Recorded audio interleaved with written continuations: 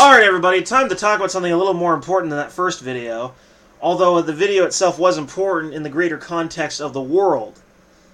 You know, a little bit about what's going on between the relationship between European countries, Germany and Russia, which, by the way, from what I can tell, they've never had a particularly copacetic relationship with one another.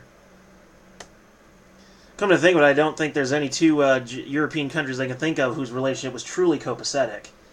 And for those of you who don't know that definition of that word, basically it just means that speaking of a healthy relationship between two people or two objects. There's nothing copacetic about Russia and Germany. But from Ruptly, we're going to be criticizing, you know them, you love them, NATO. Now, is NATO strong or an empire in crisis? An interesting question. Let's find out. To make fun of a certain Frenchman. But officially, the NATO summit in London was a huge success and alliance is strong and united. Yet even the mainstream media aren't buying this anymore, seizing on high school-style gossip to mock the alliance leaders. U.S. President Donald Trump is playing the summit off as great progress, singling out the promised increases in military spending. Thank you, NATO, he declared, in a slick video tweet produced by a White House on Wednesday. Sorry, I had to see that. My nose is itching. Meanwhile, both Trump's domestic critics and hostile mainstream press were busy hyping the president's early departure as a sign. He is mentally unstable, a thin-skinned snowflake, and privately viewed with a mixture of mirth and alarm, according to The Guardian. Which, by the way, Media Bias Fact Check says that The Guardian is a verified source and has never failed a fact check. No, yeah, they have, actually. My fact check. Remember when liberals were saying that, it's not a baby, it's pregnancy matter? Well, they came up with a similar lie where they tried to say that first heartbeat you hear is not a heartbeat, but the sound of cells pulsing as they specialize. Really, a process that takes place at the microscopic level, and you can supposedly hear it. I'm sorry, but the threshold of the human ear does not go that low. That is bullshit. Anyway, you can't trust anything The Guardian says. I don't care. But Trump justified skipping the final press conference by saying, "We did so many over the past 2 days," which is true. Enough it was inevitable, however, that it would be interpreted in the context of snide remarks by Canadian Prime Minister Justin Trudeau at a Buckingham Palace reception on Tuesday. Trump responded by calling Trudeau two-faced, and the Canadian leader offered a slippery apology. The same press that called Trump a puppet or pawn of Russia when he dared suggest the alliance is obsolete or useless, now amplified the high school atmosphere of the NATO summit. It's quite surprising, actually, that no one has described the viral Trudeau as part of a Russian disinformation op to sow discord among the allies. No, because they only go after Trump like that. Trump is fundamentally right when he says that it is something of a crucifixion, just the way some people used to crucify Ronald Reagan. Which admittedly, during Reagan's time, those were some very legitimate criticisms, but delivered with a certain vehement anger. In Trump's case, there doesn't seem to be any legitimate criticisms coming from the left. Any criticisms of Trump that carry any legitimacy or weight are normally coming from independent commentators like myself. His foreign policy is hideous. I hate it. I really do. And of course Justin Trudeau apologizes. He's Canadian. They apologize for everything. But all in all, I would say that this situation is nuts.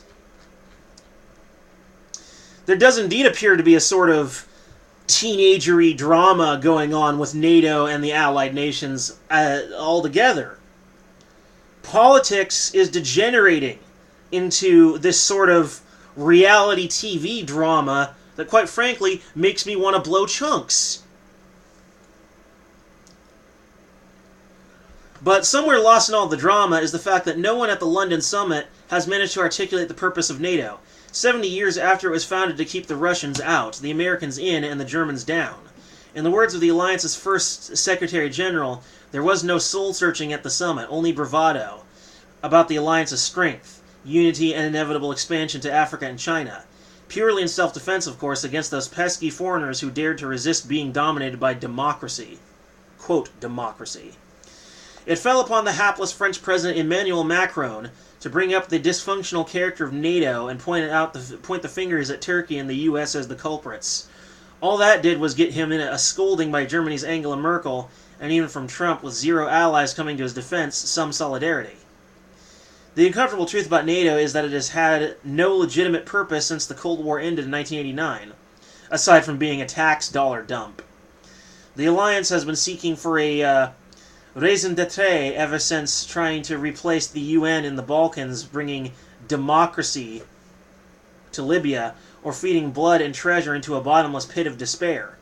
That is, Afghanistan and its leaders don't even believe their own hype about a threat from Russia, and are now trying to present China as the next phantom menace.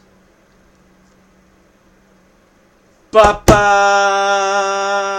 ba-ba-ba-ba, ba-ba, ba-ba-ba-ba. I'm now going to get sued by John Williams. But no, seriously, the weaker they are, the louder they bark. The fact that they spent all that time boasting about their strength clearly signals to me, if you're truly strong, then you have no point in signaling strength. Just like if you're truly virtuous, there's no point in signaling it. It should be obvious and self-evident if you are truly strong or truly virtuous. And NATO is not that strong. Hence why they're signaling strength, because they have none. They're just like a barking dog. Now to go even one further, a second article for this video from Reuters that says, long focused on Russia, NATO widens gaze toward China. China? China? I just have to say it that way. The way he says it is just so fucking hilarious. But, 70 years since its Cold War era founding as a transatlantic alliance focused on Moscow, NATO is expanding its gaze toward the increasingly muscular challenge posed by China. Oh, look at me, Western world. I'm so muscular. But no, China is not muscular. It's a fucking paper tiger.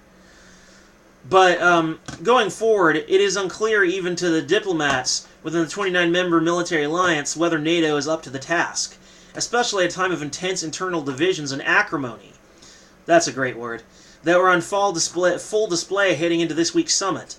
In a statement issued after they met on the outskirts of London on Wednesday, NATO leaders said, "We recognize that China's growing influence in international policies present both opportunities and challenges that we need to address together as an alliance." The United States is leading the charge for a greater focus on China and is confident of a receptive audience in much of Europe, where concerns are mounting about Beijing's growing economic leverage in particular. In a shift in tone earlier this year, the European Commission, the European Union's executive, described China as a systemic rival and urged the bloc to be more assertive after years of welcoming Chinese investment virtually unhindered. U.S. Defense Secretary Mark Esper, in an interview with Reuters, said there was an increasing understanding in Europe about the challenges posed by China's rapidly expanding military might, which includes everything from hypersonic weaponry to aircraft carriers. "China is a strategic challenge for us, and we need to get ahead of that," Mark Esper said. It's not really an attempt to actually sound like Mark Esper, just more of like an overinflated bureaucratic windbag, which I would characterize him as thus. "That doesn't mean that China right now is an enemy, but we need to help shape that together as an alliance, and we need to be prepared in case things do turn out in a way we prefer they not." I could be wrong, but I personally think that NATO's usefulness against China is going to be pretty close to zero.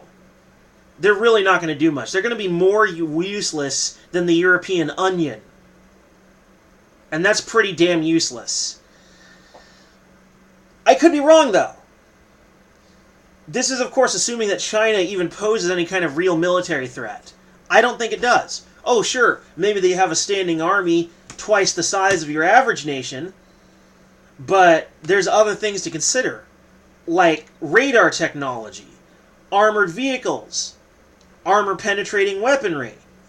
All kinds of, ordnance and military tech should be taken into consideration, not mere size. This is not the Bronze Age where like the size of the army was what mattered most. We are now at a level where technology matters arguably just as much, if not more. But NATO Secretary General Jens Stoltenberg noted that ahead of the alliance's summit that China was the world's second largest defense spender after the United States. It's not about moving NATO into the South China Sea, but it's about taking into account the fact that China is coming too closer to us, he said, pointing to Chinese activity in the Arctic, Africa, and heavy investments in European infrastructure. The United States in particular wants European allies to ban equipment from Chinese telecoms equipment maker Huawei, saying its gear could be used by Beijing for spying. Huawei, which denies Washington's allegations, said in October that half of the 65 commercials deals that it had signed with the European customers building 5G mobile phone networks. The NATO leaders said in their communique that they were committed to ensuring that countries had secure 5G communications without mentioning Huawei. Trump, however, referred directly to Huawei as a security danger, telling a news conference he had assurances from Italy that other countries they would not pursue deals with the company. NATO's adversary? One NATO diplomat said there was broad agreement that China was part of our strategic environment, but cautioned about the limits of European unity on the push. Some allies would be tempted to please Trump and present China as NATO's next adversary. But most Europeans know this does not represent their national interest, the diplomat said, speaking on condition of anonymity. Another diplomat cautioned that China would become NATO's adversary. China is not the new Russia. This is not about declaring China as the new enemy, the diplomat said. China is the rising power of the 21st century.